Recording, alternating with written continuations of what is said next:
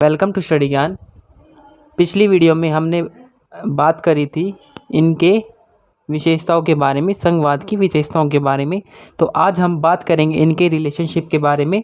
Total 3 relationship है, उनमें से पहला है संवैधानिक संबंध। तो इसके बारे में हम थोड़ा पढ़ लें कि संविधान के द्वारा केंद्र तथा राज्यों के बीच जो शक्तियों का विभाजन किया गया है, उस उद्देश्य हेतु शासन की समस्त शक्तियों को 3 भागों में बांटा गया है। इससे पिछली वीडियो में हमने बात करी थी 3 जो सूची थी। पहली सूची कौन सी थी? संघ सूची, दूसरी राज्य सूची और तीसरी समवर्ती सूची। इन सूचियों में उनके नियम या उनके अधिकार क्षेत्र में नियम बनाने के कुल विषय लिखे गए हैं। तो इसके बारे में हम पढ़ें कि जो पहली सूची है संघ सूची, उसमें कितने विषय हैं? 97 विषय। और इन विषयों में कौन कौन से विषय आते हैं? विदेश संबंध, युद्ध, शांति, यातायात, संचार, जितने भी ये विषय हैं यह इनमें शामिल होते हैं। और इन पर किसको अधिकार है कानून बनाने का? तो वो है यूनियन यानी केंद्र को। अब बात करते हैं दूसरी सूची के बारे में। दूसरी है राज्य सूची। इस सूची में 66 विषय हैं जिन पर राज्य कानून बना सकता है। 42वें संविधान संशोधन अधिनियम के द्वारा इस सूची में 4 विषय को हटा दिया गया। कौन कौन से? राज्य सूची से हटाकर इन्हें समवर्ती सूची में डाल दिया गया। इनमें कौन कौन से विषय को हटाया गया था? उनमें से था शिक्षा, वन, वन्य जीव जंतुओं का संरक्षण और नापतोल। इन 4 विषयों को हटाकर इसे समवर्ती सूची में डाल दिया गया। किंतु इस सूची में दिए गए विषयों की संख्या अभी भी 66 ही है। राज्य सूची के सभी विषयों पर कानून कौन बनाएगा? राज्य सरकार कानून बनाएगी।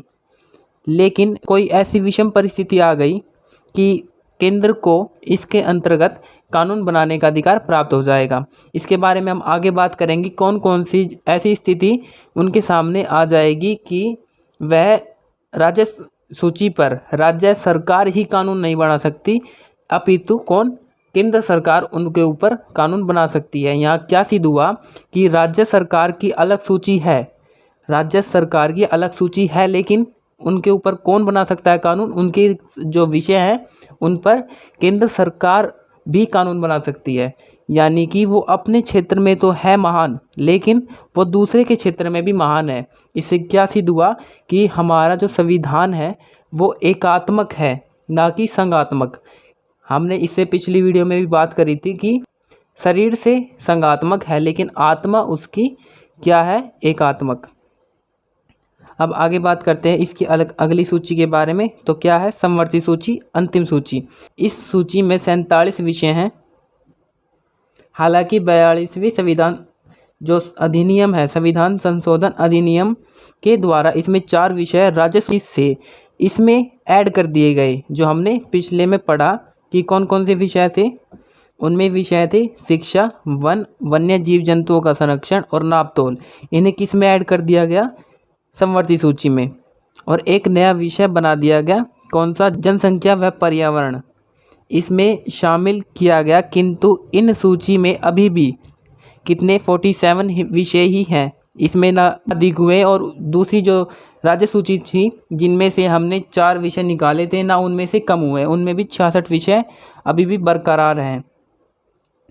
इस सूची में शामिल विषयों पर केंद्र और राज्य सरकार दोनों के पास अधिकार है कि वो कानून बना सके। यदि दोनों द्वारा निर्मित कानूनों में टकराव हो जाता है तो इसमें कौन प्रधान होगा? वो होगा केंद्र सरकार, या केंद्र द्वारा बनाया गया कोई भी कानून मान्य हो किसकी बजाय? राज्य की बजाय। इस सूची के मुख्य विषय कौन कौन से हैं? फौजदारी यानी लड़ाई झगड़े के संबंधित सभी मामले, विधि प्रक्रिया, शिक्षा, वन आदि। अगली है अविशिष्ट शक्तियाँ। संविधान में व्यवस्था की गई है कि यदि कोई विषय उपयुक्त तीनों सूचियों में शामिल नहीं है तो उस पर कानून बनाने का अधिकार केंद्र को होगा। ऐसे विषयों पर कानून बनाने की शक्ति को अविशिष्ट शक्तियों का नाम दिया गया है। यानी कि हमने अभी बात करी 3 सूचियों के बारे में। इन तीनों में यानी 1, 2, 3, इन तीनों ही जो विषय हैं इन पे कौन कौन कानून बना सकता है? जो संघ सूची है उस पर तो केंद्र बना ही सकता है। राज्य सूची है उस पर भी कानून केंद्र बना सकता है कब? जब राज्य विषम परिस्थितियों में। और तीसरी थी कौन सी? समवर्ती सूची। और समवर्ती सूची में बताया भी गया है कि अगर इनके बीच टकराव हो जाए, इन दोनों के कानूनों के बीच यदि टकराव हो जाए तो कौन मान्य होगा या किसका कानून प्रधान या अधिक शक्तिशाली माना जाएगा? तो वो होगा केंद्र। अब आगे बात करते हैं अब बात करते हैं केंद्र को राज्य सूची पर कानून बनाने की शक्तियां कैसे प्राप्त होती हैं। वो कौन कौन सी परिस्थितियां हैं जिनके आधार पर कानून केंद्र के हाथ में चला जाता है, केंद्र उसे यूज कर सकती है, प्रयोग कर सकती है।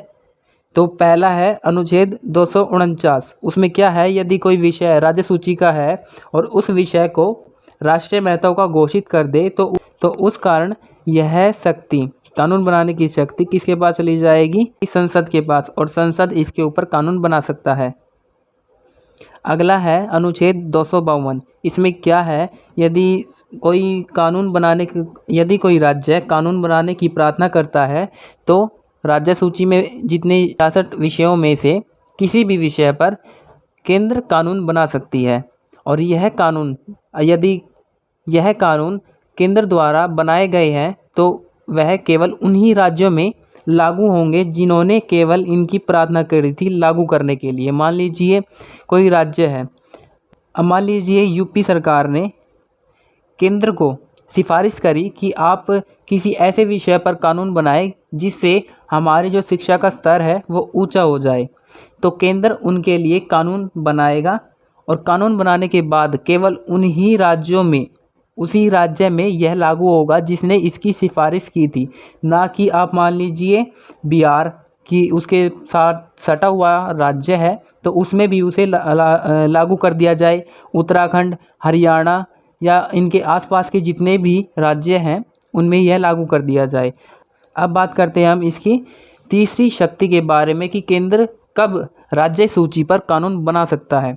तो तीसरा है, मान लीजिए केंद्र सरकार विदेश से कोई संबंध या कोई समझौता या संधि करती है और राज्य उसमें अड़चन डालता है। राज्य अड़चन का मतलब है कि हमें कोई प्लान था, हमें कोई भी राज्य में लागू करना था, गोवा में लागू करना था, और गोवा क्या किया, गोवा ने कि उसे केंद्र सरकार को सिफारिश कर रही है कि हमारे यहाँ लागू ना किया जाए।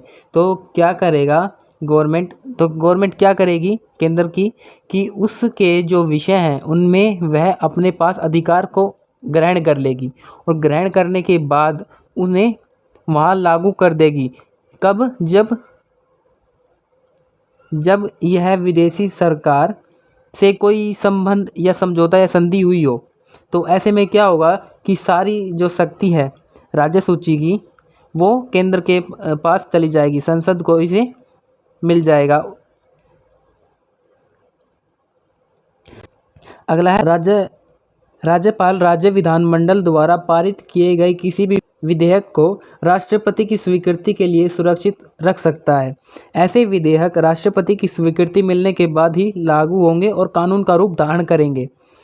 अगला है पांचवा, यदि अनुच्छेद 352 के तहत, 352 अनुच्छेद कौन सा है? आपातकाल का, के तहत युद्ध, बाह्य आक्रमण, सशस्त्र विद्रोह के कारण देश में आपातकाल की कोई भी स्थिति पैदा हो जाए तो संसद राज्य सूची में किसी भी विषय पर कानून बना सकती है और ऐसे विषय आपातकाल की घोषणा 6 महीने बाद तक लागू रहेंगे। छठा अनुच्छेद है, छठे में हम बात करते हैं जब अनुच्छेद 356 के अंतर्गत राज्य में संवैधानिक तंत्र विफल हो जाए, राज्य सरकार को भंग करके राष्ट्रपति शासन लागू किया जा सकता है।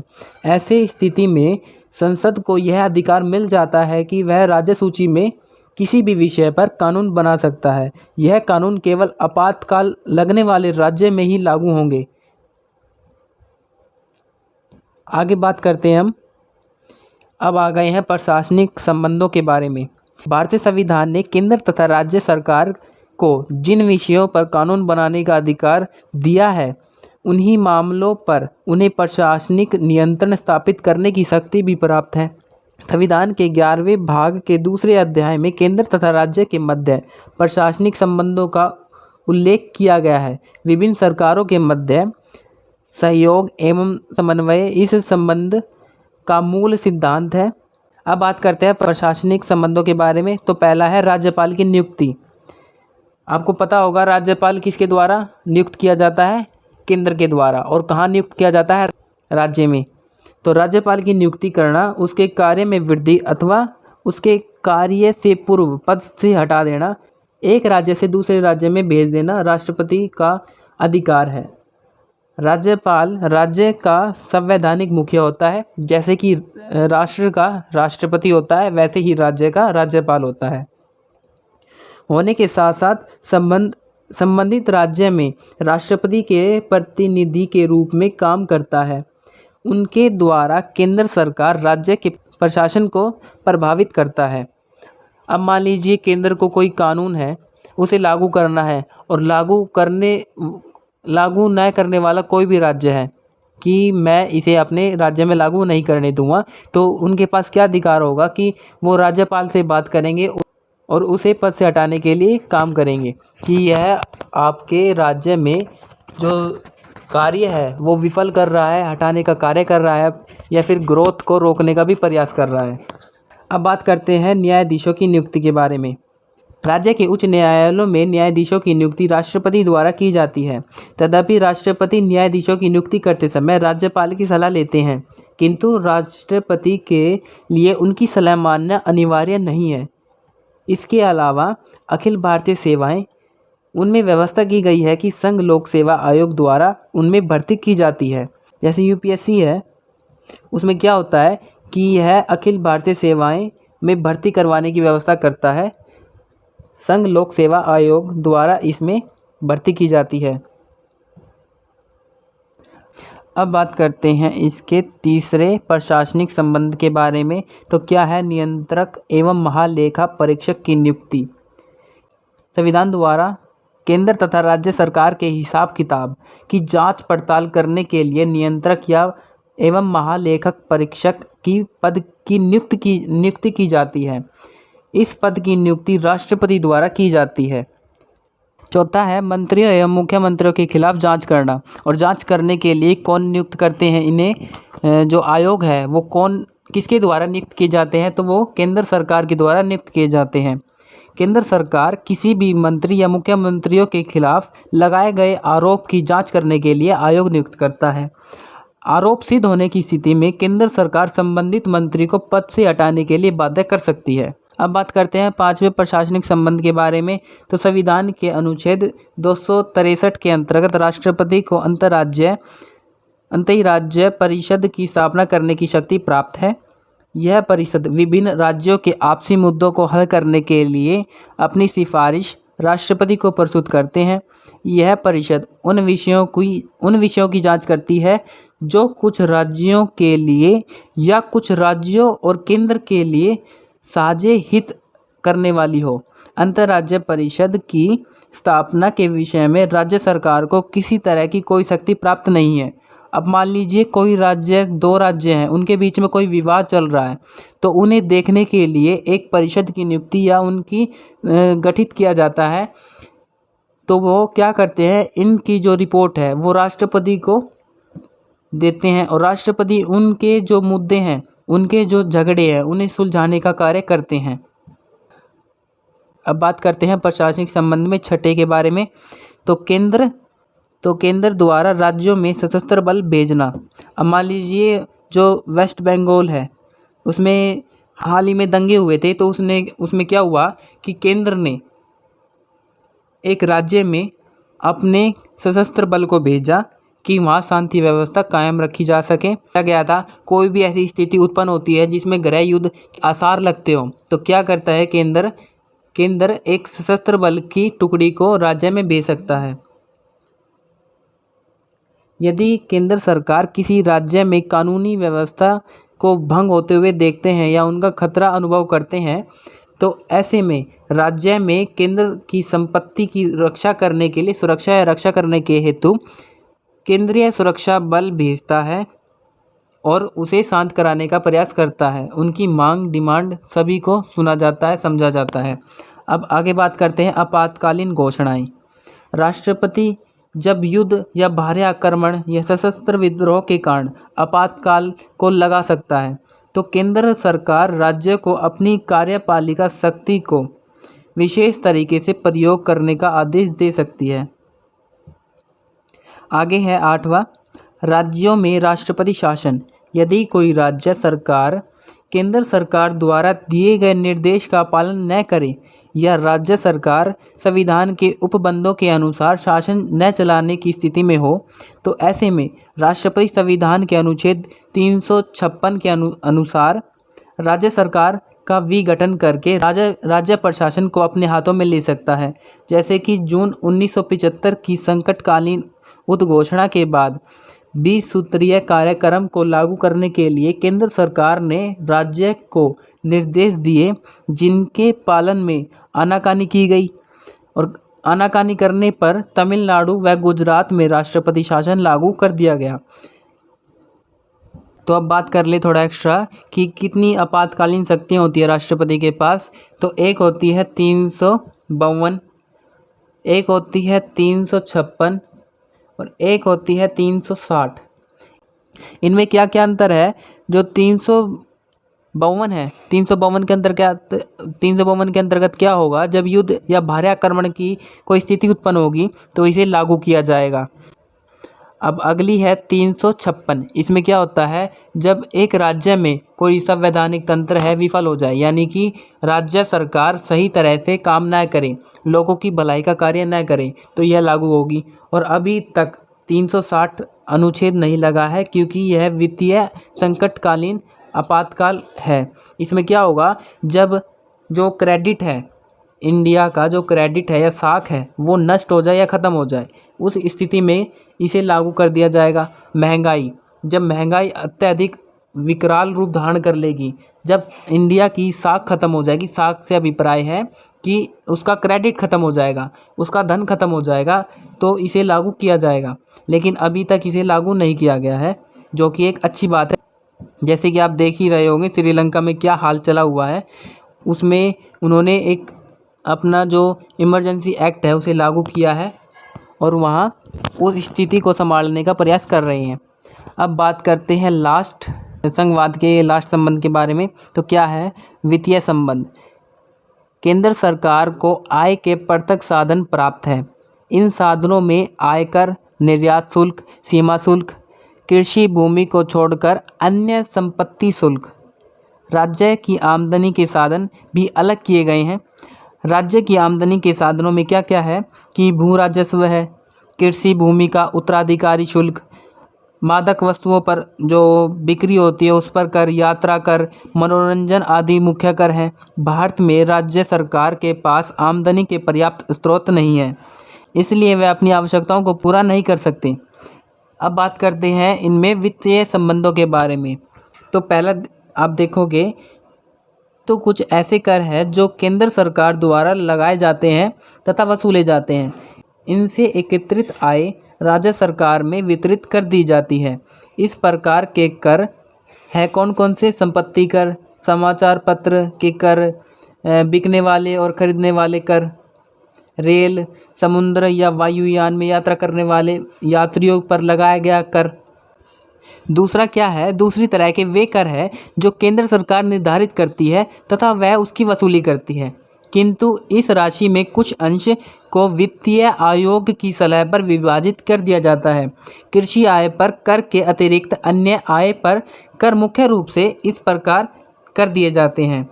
तीसरा कर कौन सा है? तीसरी प्रकार के वह कर होते हैं जो केंद्र सरकार द्वारा निश्चित किए जाते हैं किंतु राज्य सरकार इसे जोड़ते हैं, एकत्रित करते हैं।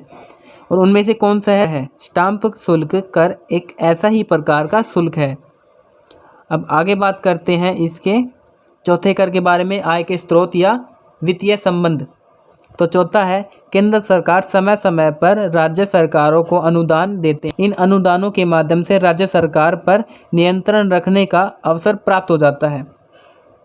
अब बात करते हैं पांचवा, राज्य सरकार को अपने विकास के लिए केंद्र सरकार से कर्जा लेना पड़ता है। केंद्र सरकार उन राज्यों को कर्जा देने में कंजूसी करता है जिनमें उनकी सरकार न हो, विपक्ष की पार्टी बैठी हो। हमने इससे पिछली वीडियो में बात करी थी कि राज्य सरकार और केंद्र सरकार के बीच में कब टकराव होगा, जब यह आपस में सरकार को समान रूप से साझा नहीं करती हो, यानी मान लीजिए यहाँ अलग सरकार है राज्य में और केंद्र में अलग सरकार है, तो क्या होगा, इनके बीच में टकराव उत्पन्न होगा। इससे हमने जो संघवाद में पढ़ा कि आपको लगा होगा, आपने देखा होगा कि कैसे राज्य के पास अधिकार तो है लेकिन उसका यूज कौन कर सकता है, केंद्र सरकार करेगी। इसमें भी वही नियम लगाया गया है जैसे कि राष्ट्रपति के पास शक्तियाँ होती है कि नाम मात्र की शक्ति है, काम मात्र का नाम है, और ऐसे ही इनके पास नाम मात्र की शक्ति है लेकिन काम मात्र की शक्ति नहीं है।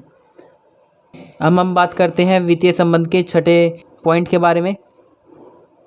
तो क्या है, अनुच्छेद 360 के तहत घोषित वित्तीय आपातकाल में राज्य की वित्तीय स्वायत्तता का अंत हो जाता है। यहाँ भी क्या हुआ कि कोई भी हानि होगी तो उसका जो बोझ है वो कौन उठाएगा, राज्य सरकार या राज्य। ऐसी स्थिति में केंद्र और राज्य के बीच धन के बंटवारे में परिवर्तन कर दिया जाएगा, यानी कि ज़्यादा धन किसको मिलेगा, राज्य को नहीं मिलेगा। यहाँ केंद्र को प्राप्त होगा सबसे ज़्यादा धन, क्योंकि उनके आप ये मान लीजिए ना, आपको दिख रहा होगा कि जो वहाँ के सिटीजन हैं, नागरिक है, उनके पास सारे अधिकार खत्म हो जाएंगे केवल जीने का अधिकार के, लेकिन राज्य के पास उनके भी अधिकार खत्म होंगे। और क्या होगा कि जो केंद्र सरकार है उनके पास सारे अधिकार चले जाएंगे। जो वित्त आपातकाल लगने के बाद उनमें क्या होगा, जो वित्त की आपस में बंटवारा होना था राज्य और केंद्र के पास, वो भी ज़्यादातर किसके पास चला जाएगा, केंद्र के पास, यानी यहाँ प्रॉफिट में केंद्र ही रहेगा किसी भी रूप में। अब बात करते हैं 7वें पॉइंट के बारे में। तो क्या है, संविधान के अनुच्छेद 280 के अंतर्गत राष्ट्रपति वित्तीय आयोग का गठन कर सकता है। यह आयोग केंद्र सरकार एवं राज्य सरकार की जो वित्तीय संसाधनों की समीक्षा करता है और आवश्यकता अनुसार केंद्र और राज्य के आय के साधनों एवं राज्य को दिए जाने वाले अनुदान में परिवर्तन की सिफारिश राष्ट्रपति को भेज सकता है। यहाँ भी क्या हुआ कि सिफारिश की जाएगी राज्य को कम अनुदान देने की या अनुदान में कटौती करने की, और यह कौन करेगा, केंद्र द्वारा नियुक्त किए गए आयोग से। एक बार हम रिकैप कर लेते हैं इसके बारे में, पैराग्राफ टाइप में बनाया था कि आपको आसानी हो जाए। तो इसमें आप देखोगे कि जो संघवाद है उसमें 3 प्रकार के संबंध हैं। कौन कौन से, वैधानिक संबंध, प्रशासनिक संबंध और वित्तीय संबंध। अब बात करते हैं वैधानिक संबंधों के बारे में। तो क्या होगा, उसमें 3 पार्ट में डिवाइड है। कौन कौन से अलग अलग सूचियों में विभक्त है। तो पहली होगी संघ सूची, दूसरी होगी राज्य सूची, तीसरी होगी समवर्ती सूची। इन सूचियों में अलग अलग विषय हैं, उन पर यह कानून बना सकते हैं, लेकिन इनमें कौन प्रधान होगा, इनमें प्रधान होगा संघ। यानी संघ के पास क्या होगा, अधिकार होगा राज्य सूची में दिए गए विषय पर कानून बनाने का, और समवर्ती सूची में है ही इनके पास अधिकार। और अवशिष्ट शक्तियां हैं, जो बची हुई शेष शक्तियां हैं जिनका इनमें उल्लेख नहीं किया गया है, वो भी किसके पास होगी, संघ के पास। अब बात कर लेते हैं केंद्र को राज्य सूची पर कानून बनाने की शक्ति कब कब प्राप्त होगी। यदि किसी भी विषय को राष्ट्रीय महत्व का घोषित कर दिया जाए। अगला है राज्य केंद्र को कानून बनाने की प्रार्थना करे। तीसरा है केंद्र के किसी अन्य देश से संबंध हो, संधि हो, संबंध हो या समझौता हुआ हो, तो कानून किसके पास चला जाएगा, केंद्र के पास। अगला है किसी भी विधेयक को राष्ट्रपति की स्वीकृति के लिए सुरक्षित रखा जा सकता है। अगला है अनुच्छेद 352 के कारण आपातकालीन जो शक्ति है उसके कारण भी केंद्र के पास अधिकार चला जाएगा कानून बनाने का राज्य सूची से। उससे अगला है अनुच्छेद 356, उसमें भी आपातकाल से क्या होगा कि राज्य सरकार के जितने भी विषय हैं वो केंद्र की सरकार उसे जब्त कर लेगी, उसे अपने अंतर्गत ले लेगी और वहाँ कानून बना देगी। अब बात करते हैं प्रशासनिक संबंध के बारे में। तो पहला है राज्यपाल की नियुक्ति।